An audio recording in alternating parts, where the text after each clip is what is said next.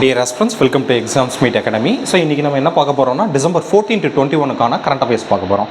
So இதில் ரொம்ப முக்கியமான ஃபஸ்ட்டு திட்டம் என்ன அப்படின்னா கலைஞர் மகளிர் உரிமை திட்டம். ஸோ நம்ம ஒரு கரண்ட் அஃபேர்ஸ் எப்படி பார்க்குறது அப்படின்னா எல்லா விதமான சட்டங்கள், திட்டங்கள், கொள்கைகள் இதெல்லாம் தான் நம்மளுக்கு கேட்பாங்களா அப்படின்னா கிடையாது.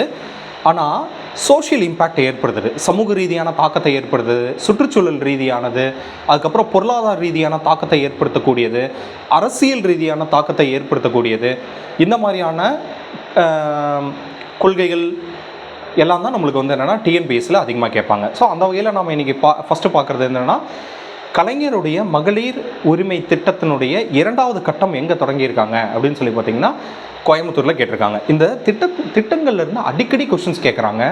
ஏன்னா இப்போ உமன் எம்பவர்மெண்ட்டில் நம்ம பெண்கள் மகளிர் முன்னேற்றத்தில் தமிழ்நாடு ரொம்ப முன்னணியில் இருக்கிறனால இதை சார்ந்த திட்டங்கள்லேருந்து அதிகமாக கேட்பாங்க.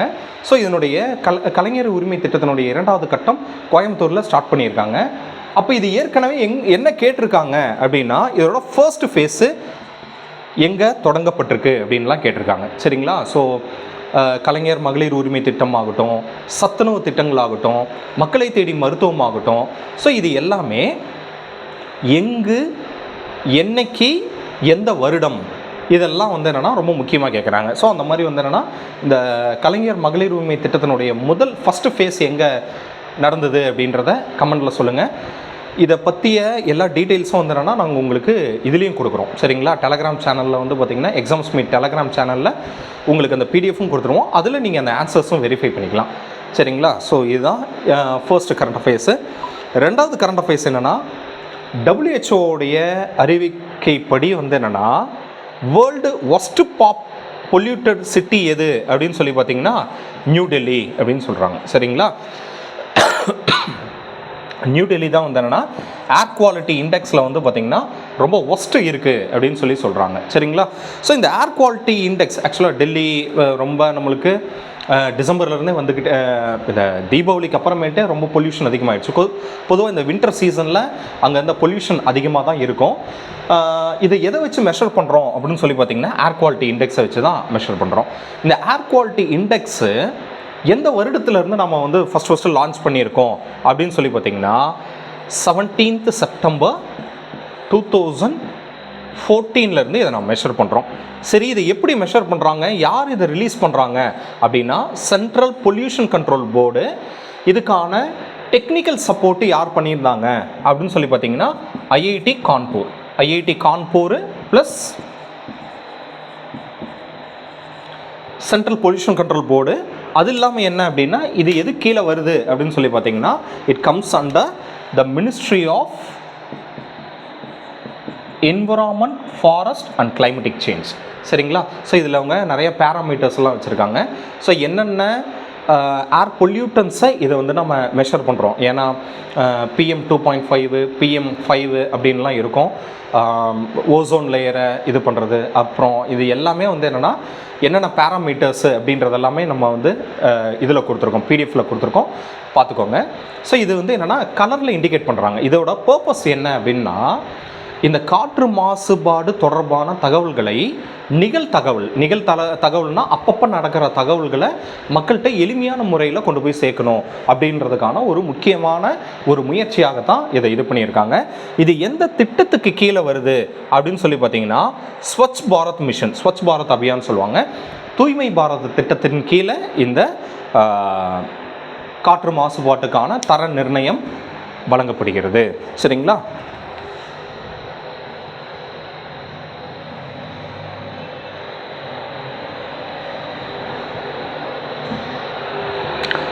ஸோ அடுத்து பார்க்க போகிறது என்ன அப்படின்னா இந்தியாவுடைய புகழ்பெற்ற சிற்பியான ராம் சுதார் அப்படின்றவர் வந்து தன்னுடைய 100வது வயதில் வந்து காலமாயிட்டார். எதுக்காக அவர் நினைவு கூறப்படுகிறார் அப்படின்னு சொல்லி பார்த்தீங்கன்னா உலகின் மிக உயரமான சிலையான சர்தார் வல்லபாய் பட்டேல் சிலை இருக்கு இல்லைங்களா, நர்மதா ஆற்றங்கரையில் விந்தியா சாத்புரா மலைகளுக்கு இடையில் இருக்கும். அதை தான் நம்ம என்ன சொல்கிறோம் அப்படின்னு சொல்லி பார்த்தீங்கன்னா யூனிட்டி ஸ்டாச்சுன்னு சொல்லுவோம். சரிங்களா? த ஸ்டாச்சு ஆஃப் யூனிட்டி அப்படின்னு சொல்லுவோம். சர்தார் வல்லபாய் பட்டேலினுடைய பிறந்தநாள் வந்து என்னென்னா நேஷ்னல் யூனிட்டி டே அப்படின்னு சொல்லிட்டு நம்ம கொண்டாடுறோம். சரிங்களா? ஸோ அன்றைய நாளில் தான் வந்து 31 அக்டோபர் 2018 அந்த சிலையை வந்து பிரதமர் வந்து நாட்டுக்கு அர்ப்பணிச்சார். அந்த சிலையை வடிவமைச்சர் வந்து பார்த்திங்கன்னா யார் அப்படின்னு சொல்லி பார்த்திங்கன்னா நம்ம ராம் சுடார் அப்படின்றவர் தான். சர்தார் வல்லபாய் பட்டேலினுடைய சிலை அல்லாமல் இவர் வேறு என்னென்ன புகழ்பெற்ற சிலைகள்லாம் நிறுவியிருக்காரு அப்படின்னு சொல்லி பார்த்தீங்கன்னா, டெல்லி பார்லிமெண்ட்டில் காந்தியுடைய சிலை இருக்கும். நிறையா வந்து என்னென்னா அறப்போராட்டம் மேற்கொள்கின்றவர்கள், அதுக்கப்புறமேட்டு பார்லிமெண்டேரியன்ஸ் எல்லாம் வந்து என்னென்னா உண்ணா நோன்பு இருப்பாங்க. அதெல்லாம் பெரும்பாலும் காந்தியின் சிலைகளுக்கு கீழே தான் இருப்பாங்க. ஸோ அந்த காந்தியின் சிலை, சத்ரபதி சிவாஜியினுடைய சிலை எல்லாமே இவர் தான் வடிவமைச்சது. சரிங்களா? ஸோ இவருக்கு வழங்கப்பட்ட விருதுகள்லாம் என்னென்ன அப்படின்னு பார்த்தீங்கன்னா, 1999 வந்து என்னென்னா இவருக்கு பத்மஸ்ரீ விருதும், 2016 வந்து என்னென்னா இவருக்கு பத்மபூஷன் விருதும் ஒன்றிய அரசால் வந்து என்னென்னா வழங்கப்பட்டிருக்கு. சரிங்களா? ஸோ இதெல்லாம் தான் இவரை பற்றிய முக்கியமான தகவல்கள். ஸோ அடுத்து நம்ம என்ன பார்க்க போகிறோம் அப்படின்னா, இந்தியாவுடைய ஃபர்ஸ்ட் ஃபாரஸ்ட் யூனிவர்சிட்டி, இந்தியாவுடைய முதல் ஃபாரஸ்ட் யூனிவர்சிட்டி எங்கே தொடங்குறாங்க அப்படின்னா உத்தரப்பிரதேசில் தொடங்குறாங்க. சரிங்களா? ஸோ வன விலங்குகள், என்விரான்மெண்ட்டு, வைல்ட் லைஃபு, இதை பற்றிய ஆராய்ச்சியினுடைய அடுத்த கட்டமாக இது வந்து என்னென்னா கருதப்படுகிறது. ஸோ இந்த கரண்ட் அஃபேர்ஸில் என்றைக்கும் ஒரு விஷயம் தெரிஞ்சுக்கோங்க, எது ஃபஸ்ட்டுன்னு வருது, அதாவது இந்தியாவுடைய ஃபஸ்ட்டு அல்லது இந்திய மாநிலங்கள்லேயே ஃபஸ்ட்டு அப்படின்லாம் எது வருதோ அதை வந்து நம்ம கரண்ட் அஃபேர்ஸில் கேட்பாங்க.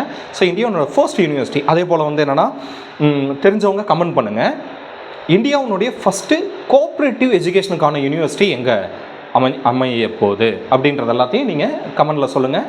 ஸோ அடுத்தடுத்த வீடியோவில் நம்ம அதையும் சொல்லுவோம். சரிங்களா? ஸோ ஃபர்ஸ்ட்டு ஃபாரஸ்ட் யூனிவர்சிட்டி எங்கே அமைய உள்ளது அப்படின்னு சொல்லி பார்த்தீங்கன்னா உத்தரப்பிரதேஷ்.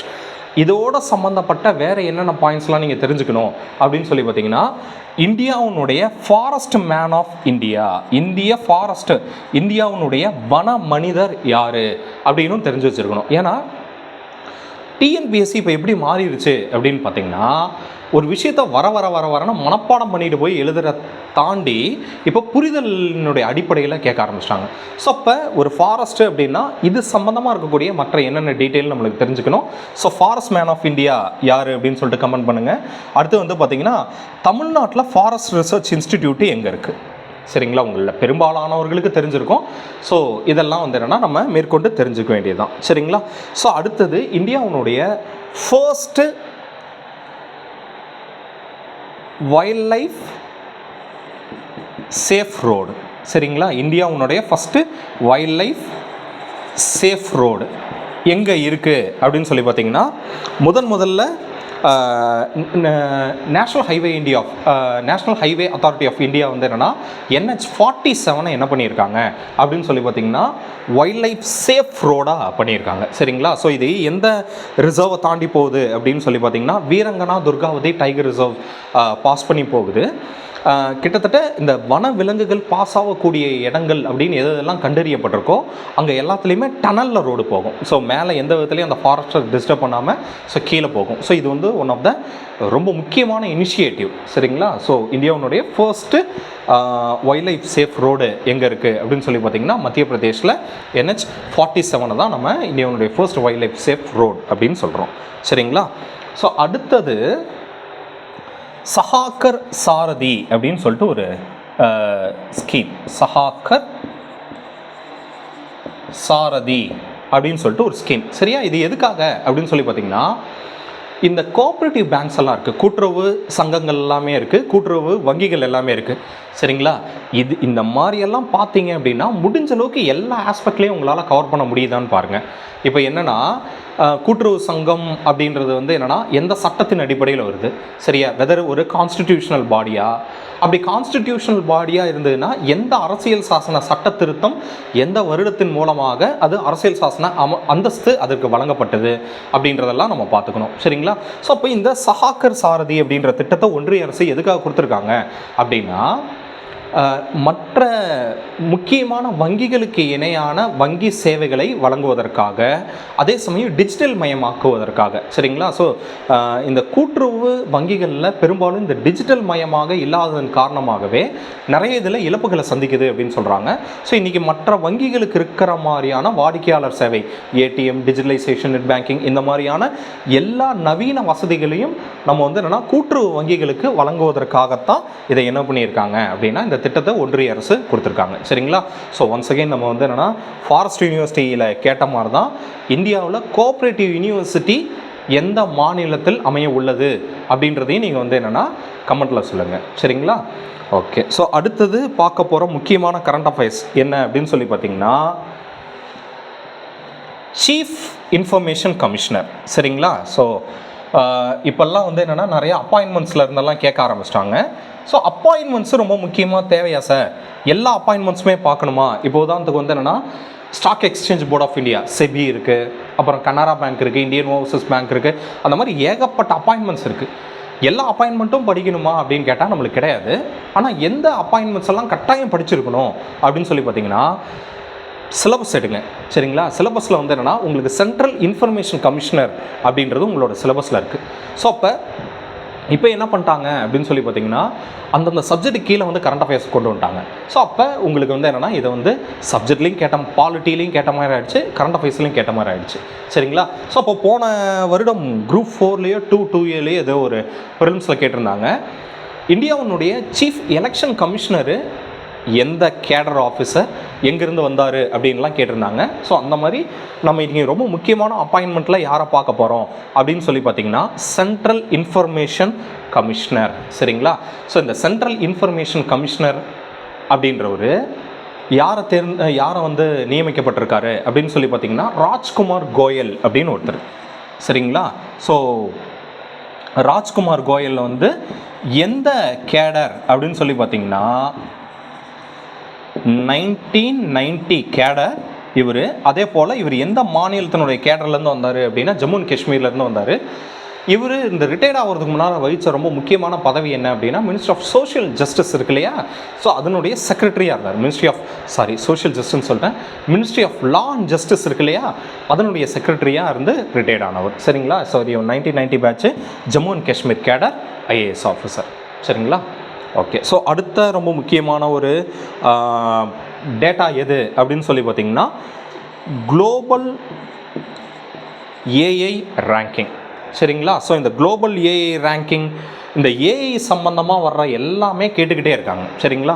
போன குரூப் 2வில் வந்து என்னென்னா மெயின்ஸில் பார்த்தீங்க அப்படின்னால கூட இந்த ஏஐ குவாண்டம் பற்றியெல்லாம் கேட்டிருந்தாங்க. சரிங்களா? ஸோ இந்த குளோபல் ஏஐ ரேங்கிங்கில் இந்தியா எத்தனாவது இடத்துல இருக்குது அப்படின்னு சொல்லி பார்த்தீங்கன்னா 3rd பொசிஷனில் இருக்குது. இதுக்கான அறிக்கை யார் கொடுக்குறாங்க அப்படின்னு சொல்லி பார்த்தீங்கன்னா ஸ்டான்ஃபோர்ட் யூனிவர்சிட்டி வந்து என்னென்னா குளோபல் லெவலில் இந்தியா வந்து என்னென்னா இந்த ஏஐ டெக்னாலஜியில் 3rd ரேங்கிங்கில் இருக்குது அப்படின்னு சொல்லி கொடுத்துருக்காங்க. ஸோ இந்த மாதிரி இதுக்கெல்லாம் வந்து என்னென்னா நம்ம எத்தனாவது இடத்துல இருக்கோம், இந்த இண்டெக்ஸை யார் கொடுக்குறாங்கிறது முதற்கொண்டு நம்மளுக்கு ரொம்ப முக்கியமான ஒரு டேட்டா. சரிங்களா? ஸோ அதுதான் இந்த ஏஐயில் நம்ம பார்க்குறோம். அடுத்து வந்து என்னென்னா விஜய் திவாஸ்.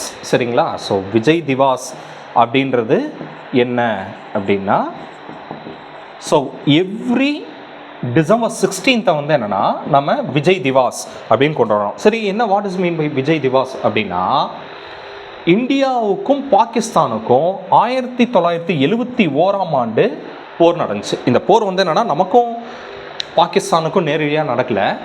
பங்களாதேஷ் வந்து என்னென்னா தனியாக பிரிஞ்சு போகிறேன் அப்படின்னு சொன்னாங்க. ஸோ அப்போ நம்ம வந்து என்னென்னா பங்களாதேஷை சப்போர்ட் பண்ணோம். ஸோ அந்த போர் வந்து 1971 நடந்துச்சு. அப்போ இந்தியன் ஆர்மி கிட்ட பாகிஸ்தான் சோல்ஜர்ஸ் கிட்டத்தட்ட 93,000 பேர் சரண்டர் ஆனாங்க. ஸோ அந்த போர் வெற்றியில் இந்தியாவினுடைய போர் வெற்றியை கொண்டாடும் விதமாகவும் அன்றைக்கி இருக்கக்கூடிய இராணுவ போர் வீரர்களுக்கு அஞ்சலி செலுத்தும் விதமாகவும் வந்து என்னென்னா ஒவ்வொரு டிசம்பர் 16 நம்ம என்ன பண்ணுறோம் அப்படின்னா விஜய் திவாஸ் அப்படின்னு சொல்லிட்டு நம்ம கொண்டாடிட்டு இருக்கோம். சரிங்களா? அடுத்து ரொம்ப முக்கியமான ஒரு கரண்ட் அஃபேர்ஸ் என்ன அப்படின்னா நமக்கு மைனாரிட்டிஸ் டே, இன்டர்நேஷ்னல் மைனாரிட்டிஸ் டே வந்து என்னென்னா நம்ம கொண்டாடுறோம்.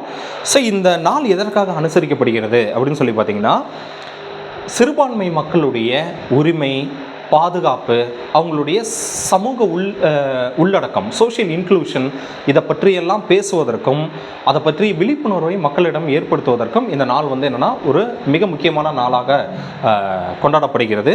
இதை வந்து ஐநா சபை 1992 கொண்டாடிட்டு இருக்காங்க. சரிங்களா? அல்லது அனுசரிச்சிட்டு இருக்காங்க. யூஎன் வந்து என்னென்னா டிசம்பர் 18, 1992 இந்த நாளை அனுசரிக்கிறாங்க. ஸோ இதெல்லாம் நம்மளுக்கு ரொம்ப முக்கியமான நாளாக கருதப்படுகிறது. சரிங்களா? ஸோ இந்த அளவில் தான் வந்து என்னென்னா நம்மளுக்கு கரண்ட் அஃபேர்ஸ் இருக்குது. சரிங்களா? போன வாரத்துக்கான டிசம்பர் 14 to 21 ரொம்ப முக்கியமான கரண்ட் அஃபேர்ஸ் இதுதான்.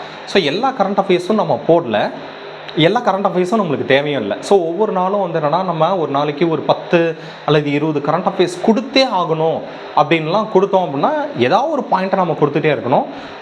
ஆனால் அது வந்து என்னென்னா ஆஸ்பிரன்ஸ்க்கு யூஸாக இருக்காது. ஸோ அதனால் இந்த அளவில் தான் இருக்கும். ஸோ கரண்ட் அஃபேர்ஸை நம்ம எப்படி பார்க்கணுன்னா இதுதான் ரொம்ப முக்கியமான நிகழ்வுகளாக நடந்தது. ஸோ இதெல்லாம் நோட் பண்ணி வச்சுக்கோங்க. இதுக்கான ஆங்கிலம் மற்றும் தமிழ் PDF வந்து என்னென்னா நாங்கள் வந்து டெலகிராம் சேனலில் நாங்கள் அப்லோட் பண்ணியிருக்கோம், எக்ஸாம்ஸ் மீட் அப்படின்னு. அதோட லிங்க் வந்து உங்களுக்கு டிஸ்கிரிப்ஷனில் இருக்கும். ஸோ அதை நீங்கள் எடுத்து யூஸ் பண்ணிக்கலாம். தேங்க்யூ.